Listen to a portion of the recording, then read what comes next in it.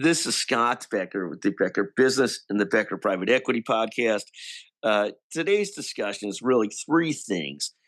Allbirds rebounds, New York taxes are bad, and Snap announces job cuts. So I'll start with Snapchat. Snap announced that it's cutting about 16% of its workforce. This follows similar moves by companies like Amazon, Oracle, and Salesforce, and Microsoft that are all doing some job cuts, largely blaming it on artificial intelligence. Second, Allbirds, the once hot shoe company that went from a $4 billion value to a $40 million value, had a record day in the markets yesterday. So it rebounded an insane amount, and it went up 600% yesterday. They've already sold out of the shoe company. They're now remaking themselves as an AI company. And just that decision, without any real growth or rebound or anything, and being out of the shoe business largely, led them to a 600% raise in their value yesterday. It makes me want to rename myself from Scott Becker to Scott Becker AI and see if anybody will pay me more money for myself. It does strike me when you have this 600% raise on the promise of being an AI company, that it is somewhat like the Holland tulips from back in the day when they became crazily expensive. Finally, third, I'm going to touch for a second on New York politics. New York, the governor and the House and the mayor have agreed on a new tax policy where they're going to tax wealthy people that have a second home in New York. If you have a home that's worth more than $5 million, and you don't live there, you're going to get taxed extra. It strikes me as, one, I'm completely losing what was once my political party. And it's not that I'm against taxing people that are rich, but this concept, and Kathy Hochul, the governor, has said it well, that 4 years ago, she was telling people to leave the state, go. If you don't want to pay taxes here, go.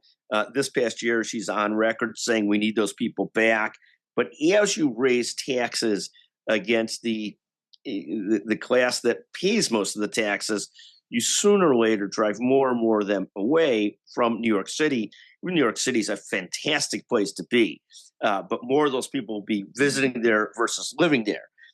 What happens is, and I don't know if Mamdani is such a dyed-in-the-wool Manchuria candidate and just would like to see New York suffer, because what is bad for the city will be good for him, because as he chases out more and more people that don't vote for him, that leaves a higher percentage of people that will vote for him.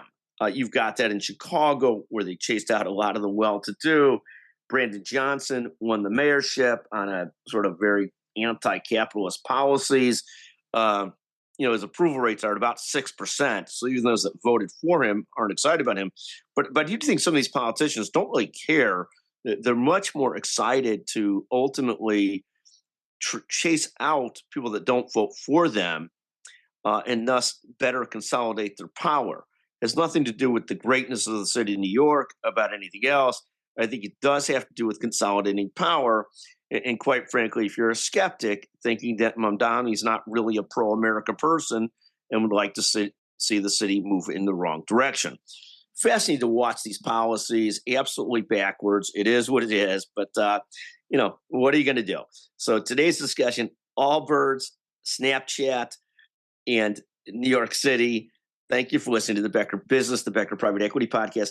I'd love to hear your comments on this. I know some people hate me taking a take on politics. It is what it is. Feel free at any time to text me 773-766-5322. Let me know if you like this, you hate it. I'd love to hear your thoughts. Thank you for listening to the Becker Business and the Becker Private Equity Podcast.